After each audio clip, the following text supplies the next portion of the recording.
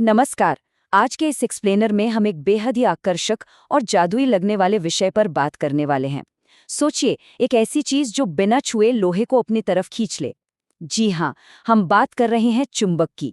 आज हम चुंबकों को समझने की एक रोमांचक यात्रा पर निकलेंगे, जहां प्राचीन इतिहास की एक दिलचस्प खोज से लेकर हमारे रोजमर्रा की जिंदगी के विज्ञान तक का सफर तय किया जाएगा। जरा सोचिए, क्या इतने शक्तिशाली प्राकृतिक बल की खोज किसी बड़े वैज्ञानिक ने अपनी लैब में की थी? बिल्कुल नहीं। एक साधारण सी दुर्घटना या कह लें कि एक इत्तेफाक ने विज्ञान की दिशा ही बदल दी। ये कहानी किसी जादुई किस्से जैसी लगती है और आज की हमारी ये चर्चा इसी अद्भुत सवाल से शुरू होती है। तो आज हम किन विषयों पर चर्चा करेंगे? नंबर 1, मैग्नस की कहानी। नंबर 2, चुंबकीय पदार्थ। तीसरा, चुंबक के दो ध्रुव। चौथा, दिशाओं की खोज। पांचवा, आकर्षण और प्रतिकर्षण। और छठा, चुंबक का सही रखरखाव। फटाफट शुरू करते हैं। भाग 1, मैग्नस की कहानी। प्राचीन यूनान की बात है। मैग्नस नाम का एक गडेरिया पहाड़ों पर अपनी भेड़ें चरा रहा था। उसके पास एक छड़ी थी जिसके एक सिरे पर लोहे की टोपी लगी थी। अब हुआ ये कि चलते चलते अचानक उसकी छड़ी एक चट्टान से ऐसे चिपकी कि उसे छुड़ाने में मैग्नस के पसीने छूट गए। वो कोई आम चट्टान नहीं थी, बल्कि एक प्राकृतिक चुंबक थी।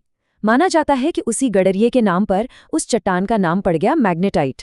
और बस यहीं से उन पदार्थों को चुंबक कहा जाने लगा जिनमें लोहे को खींचने का गुण होता है। आगे बढ़ते हैं भाग 2 की ओर। चुंबकीय पदार्थ। मैग्नस को जो मिला वो तो प्रकृति की देन थी, पर समय के साथ इंसानों ने लोहे के टुकड़ों से खुद ही चुंबक बनाना सीख लिया, जिन्हें हम कृत्रिम चुंबक कहते हैं। काम और जरूरत के हिसाब से इन्हें अलग अलग आकार दिए गए, जैसे सीधी छड़ चुंबक, घोड़े की नाल के आकार का नाल चुंबक, बेलनाकार चुंबक और वो जिसके दोनों सिरे गोल होते हैं, यानी गोलांत चुंबक। ये सारे अलग अलग आकार हमारी वैज्ञानिक और औद्योगिक जरूरतों को पूरा करते हैं। अब हर चीज तो चुंबक से नहीं चिपकती है ना। जो चीजें चुंबक की तरफ खिंची चली आती हैं, जैसे लोहा, निकिल और कोबाल्ट, उन्हें चुंबकीय पदार्थ कहते हैं।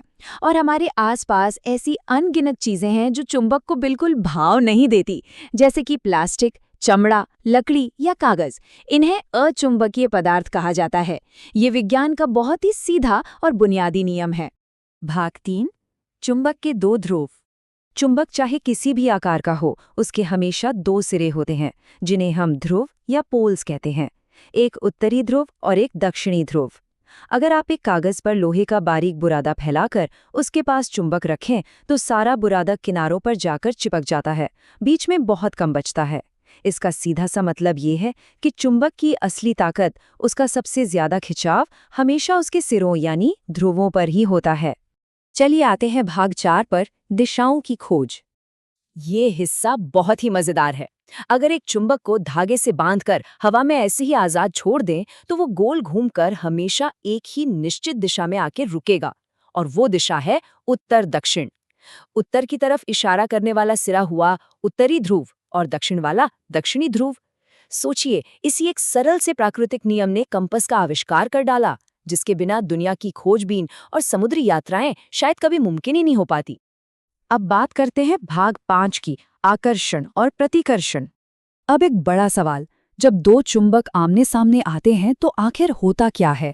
क्या वो हमेशा एक दूसरे से चिपक जाते हैं, या उनके बीच काम करने वाले कुछ अदृश्य नियम हैं? चलिए इन नियमों से पर्दा उठाते हैं। नियम बिल्कुल साफ है। अगर दो चुंबकों के अलग अलग ध्रुव, मतलब एक का उत्तरी ध्रुव और दूसरे का दक्षिणी ध्रुव, आमने सामने आए, तो वो तुरंत एक दूसरे को अपनी ओर खींच लेंगे और चिपक जाएंगे। इसे कहते हैं आकर्षण।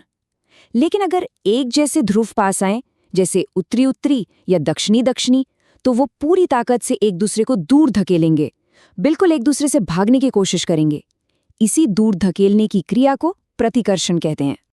और अब हमारा अंतिम पड़ाव, भाग 6, चुंबक का रखरखाव। चुंबक भले ही देखने में लोहे के किसी सख्त और मजबूत टुकड़े जैसे लगें, लेकिन इनके अंदर की चुंबकीय शक्ति बहुत नाजुक होती है। अगर किसी चुंबक को आग पर गर्म कर दें, उसे हथौड़े से जोर से पीट दें या किसी ऊंचाई से बार बार जमीन पर गिराएं, तो पता है क्या होगा? वो अपनी पूरी ताकत खो देगा, उसका चुंबकत्व हमेशा के लिए खत्म हो जाएगा और वो बस एक साधारण निर्जीव धातु का टुकड़ा बनकर रह जाएगा। इन्हें बचाने का एक खास तरीका भी होता है। कृत्रिम चुंबकों की शक्ति लंबे समय तक बनाए रखने के लिए उन्हें हमेशा जोड़ों में रखना चाहिए। ध्यान रहे, उनके असमान ध्रुव एक ही तरफ हों। और हाँ, दोनों चुंबकों के बीच लकड़ी का एक टुकड़ा जरूर होना चाहिए। साथ ही उनके सिरों पर लोहे के नरम टुकड़े लगाने चाहिए। ये व्यवस्था उनके चुंबकीय क्षेत्र को बांध कर रखती है। रखरखाव के संबंध में एक और बेहद जरूरी बात जिसे हमें आज के समय में बिल्कुल नहीं भूलना चाहिए। हमारे आसपास ढेरों गैजेट्स और उपकरण हैं, जैसे mobile phone, TV, computer, music system या फिर सीडी। चुंबकों को इन चीजों से हमेशा दूर रखना चाहिए, क्योंकि चुंबक का शक्तिशाली क्षेत्र इन उपकरणों के नाजुक हिस्सों और उनके अंदर के डेटा को गंभीर नुकसान पहुंचा सकता है। तो चर्चा के अंत में जरा इस बारे में विचार कीजिए। हजारों साल पहले अगर उस गडरिये की छड़ी उस प्राकृतिक चट्टान से न टकराई होती तो क्या होता?